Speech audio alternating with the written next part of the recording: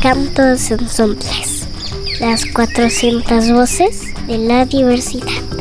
Itatol insensontli, tatamantastolme, tatamantanemililme. Kakajpen yau yayu. Takashmatash tachuwin kakiwin. Las voces de las comunicadoras y comunicadores comunitarios y afrodescendientes. En colaboración con Periodismo de lo Posible, queremos compartirles la historia del pueblo purépecha de Nahuatzen, que ha resistido la devastación de sus bosques y la violencia del crimen organizado, a través de su propio sistema de gobierno autónomo, el cual ha impulsado proyectos sustentables y de cuidado del territorio, como el de la colectiva de mujeres apicultoras Apinau. Escuchemos Juntas y Juntos Michoacán, Nahuatzen, resistencia con sabor a miel. Toda esa parte que se ve que ya no hay árboles, eso en la parte de hasta abajo es donde han sembrado los aguacates. Ahí. Vamos a conocer unos apiarios. Están en una de las zonas incendiadas a la orilla de Nahuatzen, nuestro pueblo. Nos guía Lilia Prado, activista y fundadora del colectivo Apinau, que produce miel con sabor a nuestra historia. Y en esa parte incendiaron, pero es por donde colocamos el apiario. Y se ha organizado también para reforestar. Por eso ya no ha avanzado con el lugar. Estamos en la meseta purépecha del estado de Michoacán. Para llegar hay que tomar el camino que viene de Morelia rumbo a la costa, cerca de Uruapan. Casi toda la región, de ser boscosa, se ha transformado hasta convertirse en una inacabable huerta de aguacate. Ese oro verde, como le dicen, ha reducido nuestros bosques y manantiales de forma considerable. Esto es Periodismo de lo Posible, historias desde los territorios. Hoy presentamos Michoacán. Nahuatzen, resistencia con sabor a miel. ¿Qué pensaste?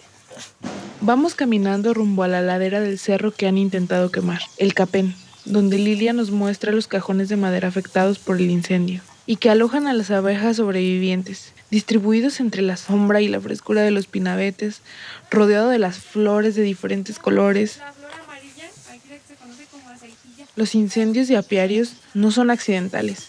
En grandes extensiones de territorio, son provocados por quienes se oponen al proyecto de autonomía indígena que se construye en Nahuatzen, donde luchamos por el cuidado del bosque y del agua. Mira, nosotros teníamos las abejitas, por donde se ve donde no hay árboles. Otro está aquí a donde vamos, otro está a la salida para acá, y otro está para Cherán, y otro está en el Huachán, y otro está en el otro cerro que está aquí enfrente, el Juanillo. Y es como rodear al pueblo, si te digas. El Pilón, el Capén y el Huachán son nuestros cerros guardianes de los ojos de agua, que refrescan a la comunidad y dan vida a los árboles, flores y animales que nos dan identidad. Hoy, en estos cerros están viviendo las abejas reinas y obreras, que, en comunidad con muchos hombres y mujeres cuidadores del bosque, se han convertido en defensoras de nuestro territorio purépecha y están dando la batalla para resguardarnos, frenando la deforestación, la invasión de huertos de aguacate y de papa y ahuyentando a los talamontes. Abejita, no te enojes, abejita. Lili y su hermana gemela Lulu Prado, junto con Ana, Patti, Tita, Gloria y América, se han convertido en defensoras de nuestro territorio purépecha. Lulu recuerda cómo eran los montes cuando era niña, antes de que Nahuatzen fuera codiciado por los talamontes. Recuerdo mucho ir a los cerros a jugar, hasta hacer campamentos. Se escuchaban muchos animales en la noche, pasaban unos pequeños arroyos que bajaban del pilón. Pero con la agresiva llegada de las plantaciones de aguacate y los cambios políticos en la región, muchas de las cosas empezaron a cambiar. De eso se dieron cuenta Lulu y Lilia, una noche que con dos amigas de la infancia fueron a acampar a uno de los cerros. La última vez que fuimos, nos encontramos unos talamontes. Fue impactante escuchar cómo cortaban los árboles y fuimos a ver. Eran señores y nos empezaron a faltar el respeto y mejor optamos por irnos.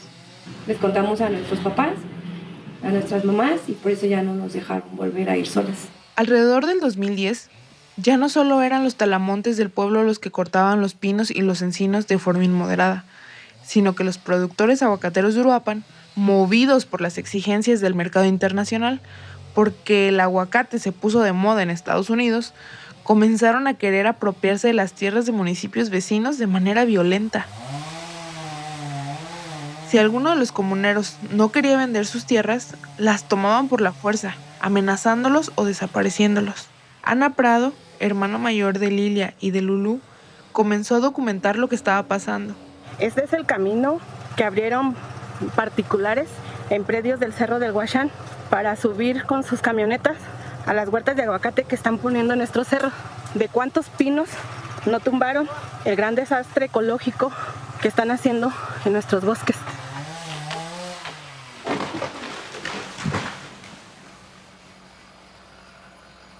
Así nos fuimos quedando sin agua. También se ha detectado tomas clandestinas de agua directo para las huertas de aguacate que están abriendo estas personas. Cuando se fueron apropiando de grandes extensiones de tierra y de ojos de agua para regar sus árboles y tener una buena producción de exportación.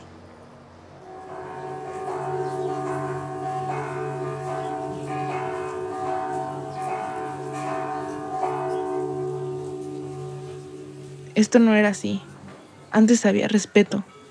Recuerdo que cuando estaba pequeña disfrutaba mucho acompañar a mi abuela a diferentes comunidades para vender las servilletas que ella y mi mamá cosían y que me enseñaron a coser. Porque además de muebleros y de familias campesinas que siembran la milpa tradicional con arroz, frijol, calabaza y haba, en Nahuatzen también habemos familias artesanas que desde hace muchas generaciones elaboramos servilletas y almohadones bordados con flores, con hilos de colores vivos, mágicos, que antes salíamos a vender sin miedo. Yo me llamo Nubia Capiz, tengo 23 años y noté los cambios desde 2010, cuando yo tenía 8 años y ya no me dejaban salir a jugar a la calle, ni quedarme afuera de la iglesia con mis amigas. Yo no entendía qué pasaba, pero la maestra América Huerta Espino, activista y estudiosa de nuestro pueblo, sí que sabe. Nahuatzen era un Nahuatzen muy bonito también porque teníamos esa libertad de andar sin que nadie nos agrediera, horas de la noche, niños, hombres, mujeres, jóvenes, adultos, caminaban con tranquilidad y a partir del 2010 al 2015 ya no lo hacían. Eran calles sólidas, eran calles en tinieblas, o sea, daban miedo. A pesar de que el presidente Calderón mandó soldados a Michoacán y parecía que estaba librando una guerra contra los delincuentes, mi mamá, mi papá y distintos hombres y mujeres adultos hablaban de la inseguridad que se vivía en el pueblo. Era un pueblo todavía pequeño y se escuchaban rumores que encontraban cadáveres a las orillas. Después se empezó a escuchar el cobro de piso. Entonces era un pago que se tenía que hacer mes con mes. Siempre pedían más y pedían más y pedían más. Que había mucha gente que tenía mucho miedo. Empezaron a sembrarnos ese miedo. Algunas de las tienditas, algunas carpinterías y otros negocios comenzaron a cerrar sus puertas y varias personas decidieron irse del pueblo. A partir del 2010 que tuvimos un presidente municipal muy débil, tuvimos levantones, tuvimos desapariciones, empezaron el cobro de cuotas, a pagar un derecho a tu poder salir adelante con tu negocio, a poder avanzar. Comenzábamos a saber que secuestraban por varias horas a quienes se resistían a pagar lo que les pedían. Los torturaban y los regresaban.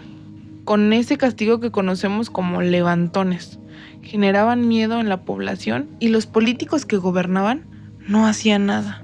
Nadie quería ser ya el presidente de Nahuatzen y queda un presidente de la comunidad de Turícuaro con muchas deficiencias, a tener un Nahuatzen sin agua potable, comandado por el crimen organizado. Estás escuchando un programa especial de Canto de Sensores, en colaboración con Periodismo de lo Posible. No éramos el único pueblo de la meseta purépecha con esos problemas. El pueblo hermano de Cherán, que está a solo 5 kilómetros, fue brutalmente agredido, pero se hizo famoso y salió en las noticias porque enfrentó a sus autoridades. Pobladores indígenas del municipio de Cherán han decidido enfrentar con sus propias armas a comandos armados del crimen organizado. El 15 de abril para nosotros es una fecha significativa porque después del saqueo, de amenazas, de violaciones, de extorsiones, de secuestros.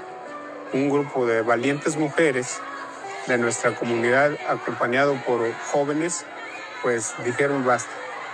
Un basta ya. Hay una comunidad que logró expulsar a delincuentes, autogobernarse y cuidar de sus recursos naturales. Se trata de Cherán. Principal objetivo del autogobierno, la defensa de sus recursos naturales, bosques y agua, de los cuales pretendía apropiarse la delincuencia organizada.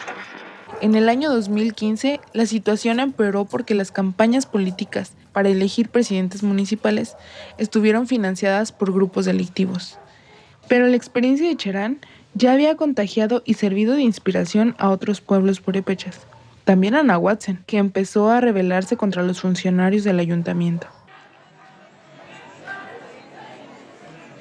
Cuando los adultos se comenzaron a organizar, yo estaba en la secundaria. Recuerdo que se escuchaba entre mis compañeros que decían, algo está pasando en el pueblo, que ya había habido personas gritando afuera de la presidencia y de repente los maestros nos llamaron a nuestro salón de clases. Nos pidieron que nos fuéramos directo a casa y que no anduviéramos en la calle. Aquel día, mi papá fue por mí. En el aire se respiraba miedo, incertidumbre. Fue un sentimiento raro que aún no puedo olvidar. Septiembre 3 fue el primer enfrentamiento que Miguel Prado tuvo con la comunidad como presidente municipal. O sea, la gente de Nahuatzen se organiza y va y le exige la seguridad propia del pueblo. Pero se negó a dialogar. Y esa, para la gente, fue la gota que derramó el vaso. Él se va y pues, Nahuatzen toma el mando de la comunidad, la misma gente, cierra las entradas al pueblo para que Miguel Prado no regrese. El pueblo a estas horas se cierra con barricadas porque teme la represalia del crimen organizado. El presidente municipal no tuvo de otra que irse a su pueblo, Arantepacua, donde está su casa. Todo esto llamó la atención de periodistas que vinieron a informar lo que pasaba.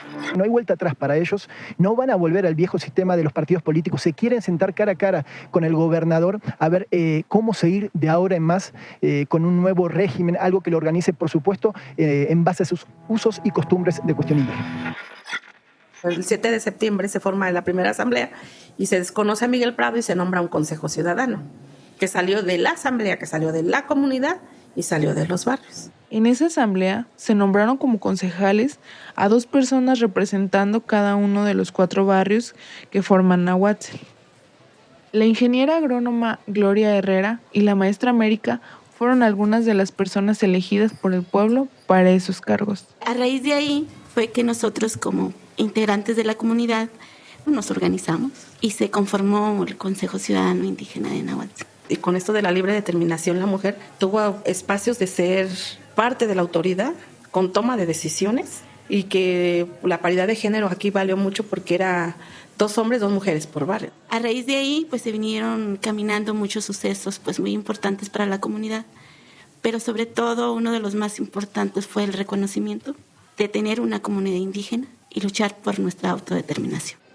Lo que mi papá me explicó fue que, a pesar de que Nahuatzen está geográficamente ubicado en un territorio indígena y que somos purépechas, no estamos dentro del catálogo del Instituto Nacional de los Pueblos Indígenas. Por eso estábamos luchando jurídica y políticamente para lograr ese reconocimiento. Nosotros sí tuvimos una comunidad autónoma del 2015 al 2017. Autónoma, ¿por qué? Porque con cooperaciones se daban los servicios básicos a la comunidad. El servicio de recolección de basura, se tenía agua potable, se tenía seguridad. Es decir, el dinero que le correspondía a nuestro municipio no llegaba, ya que el gobierno federal lo mandaba a cuentas bancarias que eran administradas por personas que ya no vivían en Nahuatzen. No nos dejamos, como se dice, la unidad hace la fuerza.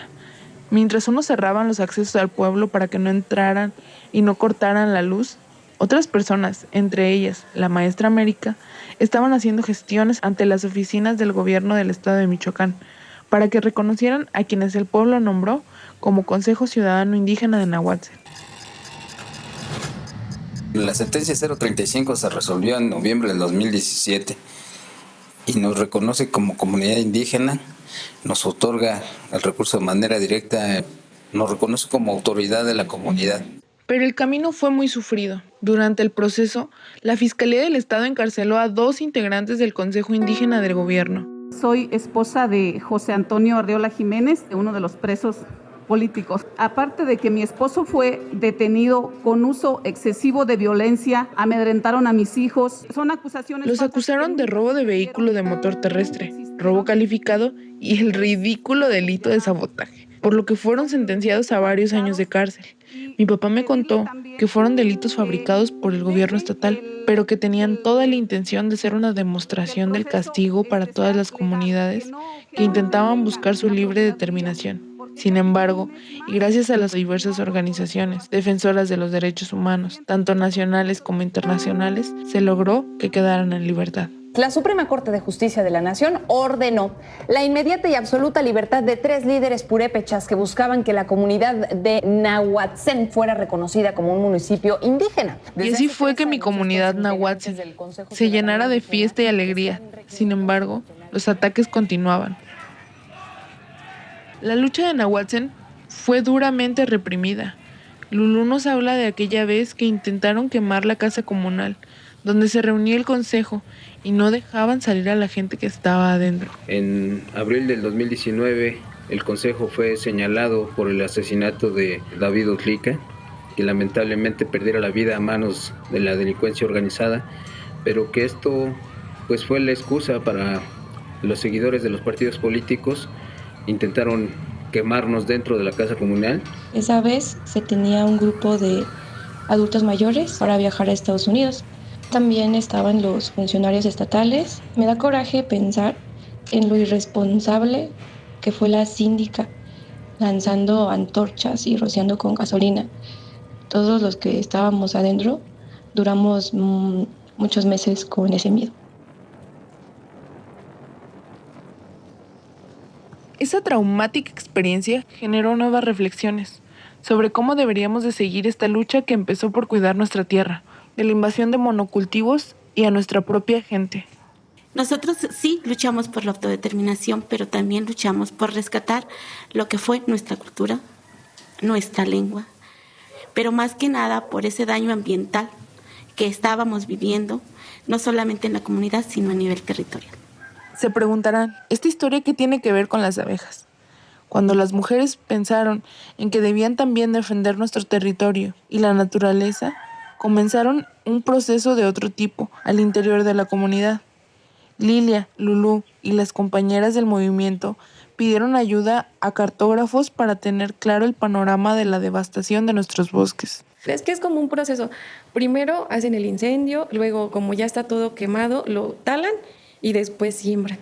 Entonces es como, pues ya no sirve, déjatelo y ya. Y nadie dice nada de eso porque pues ya está seco. De esto se dieron cuenta diferentes organizaciones e investigadores y se pusieron en contacto con el Consejo para ayudar a documentar la destrucción ambiental, como lo hizo un investigador del Instituto de Geografía de la UNAM, Stefan André Courtier, quien nos dio la razón. Hay un tremendo aumento de esta deforestación. Estamos pasando de 2.6 hectáreas al año deforestado en los 2000 a 25.4 hectáreas al año deforestado desde el 2013, de 2013 a 2021. Esto también tenía preocupado a los concejales, quienes buscaban diferentes maneras para seguir defendiendo nuestros bosques.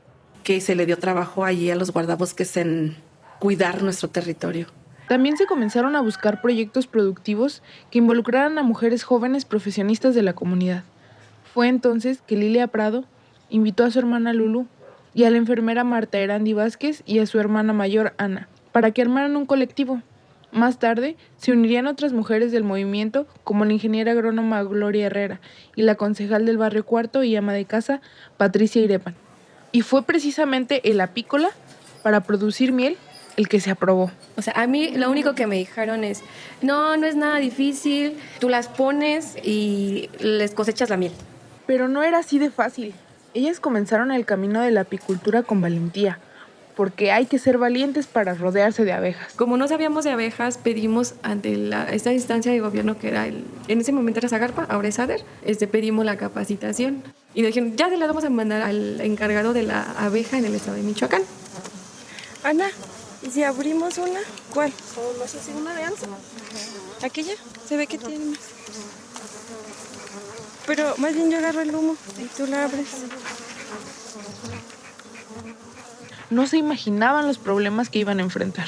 El primer capacitador pues solamente nos discriminó. Toda la asesoría estaba mal. Todo era en contra a las buenas prácticas que se tenían que realizar en los apiarios. Él nos decía totalmente lo opuesto. ¿Por qué? Porque lo que quería era que fracasáramos. Cansadas, hartas y también furiosas por el maltrato, decidieron buscar otra persona que pudiera enseñarles. Serapaz fue una organización que nos apoyó mucho y León es encargado de defensa de territorio en la organización de Serapaz. Descubrieron que León Pérez Mancera sabía de abejas. A principios del 2020, aceptó ir con ellas a revisar uno de los apiarios para darle su opinión. Sí, llegamos y a tocarle a las abejas. Llegamos y les tocamos y nos dice, ¿por qué hacen eso? Decíamos, pues es que sí nos dijeron que teníamos que avisarles a las abejas. Ya nos dijo, si tú haces eso, ellas sienten mucho la vibración, se enojan, se estresan. Nos dio una perspectiva totalmente diferente. Entonces dijo, relájense, hablen con ellas, pídanles permiso de lo que van a hacer, que ellas también las conozcan a ustedes. Todos teníamos miedo de quitarnos los guantes porque nos picaban. Pues llegó León y las abrió sin guantes, su velo, muy tranquilo, no le hicieron nada a las abejas. En ese momento varios decidimos quitarnos los guantes e intentarlo y no pasó nada. No, todavía no. Apenas están trabajando la cera. Pero una sí se enojó, ¿verdad? Sí. Esta nueva manera de relacionarse con las abejas comenzó a traer frutos. Ahí había una huerta de duraznos, pero la abandonaron y los duraznos pues ya se habían secado. Y después de 2 años nos dimos cuenta que crecieron tanto los duraznos, ya mucho, y porque a mí como la gente no se acerca tanto por el miedo, creció mucho. Las abejas se convirtieron en aliadas en la defensa del territorio. Hasta ahora nos damos cuenta de los espacios donde pusimos los apiarios que no los hemos movido, cómo ha crecido, se ve verde. O sea, han crecido más los árboles, las flores, los frutos, se han dado muchísimo más. Nos decían cuando iniciamos eso, lo van a ver en un futuro, ahorita no. Y apenas empezamos a ver como el beneficio de haber puesto las abejas. Pero no todo ha sido fácil. A mediados del 2021, integrantes del Consejo Indígena tuvieron que llamar a la Guardia Nacional para que los acompañara a instalar un apiario en una ladera del Huachán, ya que se sospechaba de la presencia de grupos delictivos que habían querido talar los pinos para convertirla en huerta de aguacate. Con esto logramos que sí se detuviera la deforestación en esa área, no en toda, que ahorita no solo la siembra del aguacate, sino tenemos el de la papa, que también ha costado pues un daño ecológico muy grande. La presencia de la Guardia Nacional contuvo por un tiempo a quienes querían expandir sus cultivos a costa del bosque. Pero después, como represalia por la defensa que se hizo, las abejas y los apiarios comenzaron a sufrir ataques. O sea, llegábamos y encontrábamos cajas tiradas. O ya no encontrábamos esto, ya no encontrábamos lo otro. Entonces ya también se decidió poner malla alrededor. Han tenido que enfrentar también las fumigaciones para que crezcan los monocultivos del aguacate y la papa. Y no conformes con el daño que se estaba causando, las amenazas se volvieron más agresivas. Recibo una llamada de mi prima Tita y me dice, creo que se están quemando las abejas. Y si no se están quemando, el fuego se está acercando porque ya el humo se ve muy cerca. Entonces yo agarré mi bicicleta y me fui.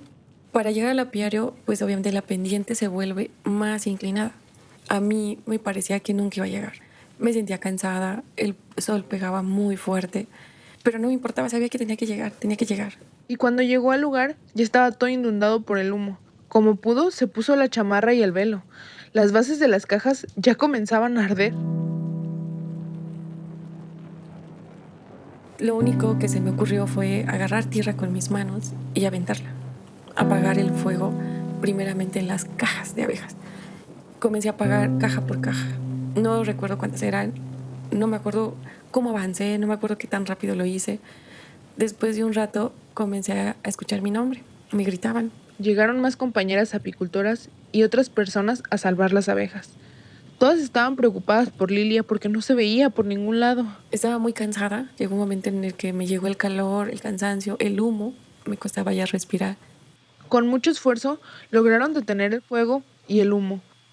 En mayo del 2024, nuevamente la gente que quiere deforestar castigó con fuego al apiario. Esta vez arremetieron de noche y con más agresividad. Pues llegamos a tiempo, pero ya se habían quemado algunas cajas. Le hablamos a una de mis hermanas, contesté a mi sobrina, y me dice muy triste, está llorando, no puede contestarle porque las abejitas se están quemando.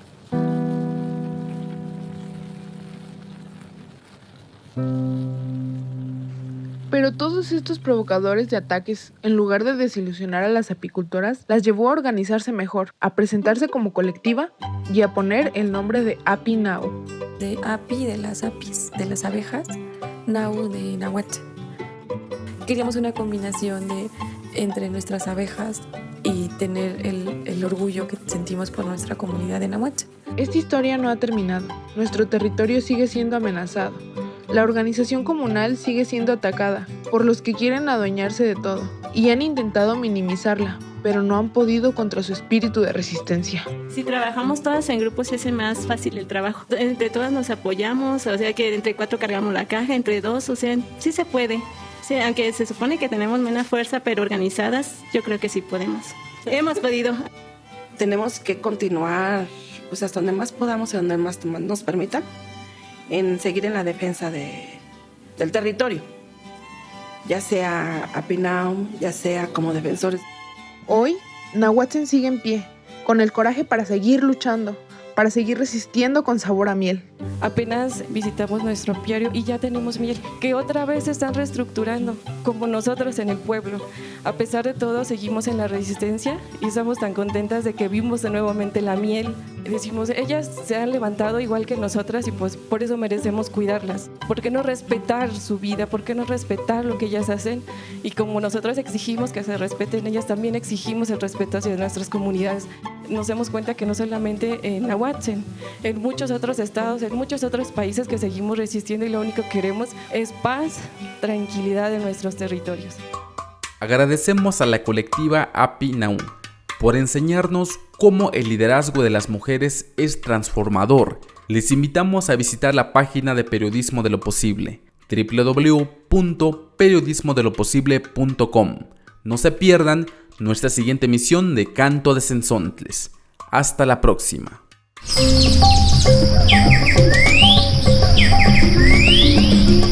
Canto de Cenzontles, las 400 voces de la diversidad.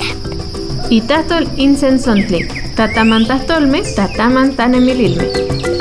Makasanan katiyet ni shakakiwin. Kanashka penro. El territorio sonoro de nuestras comunidades.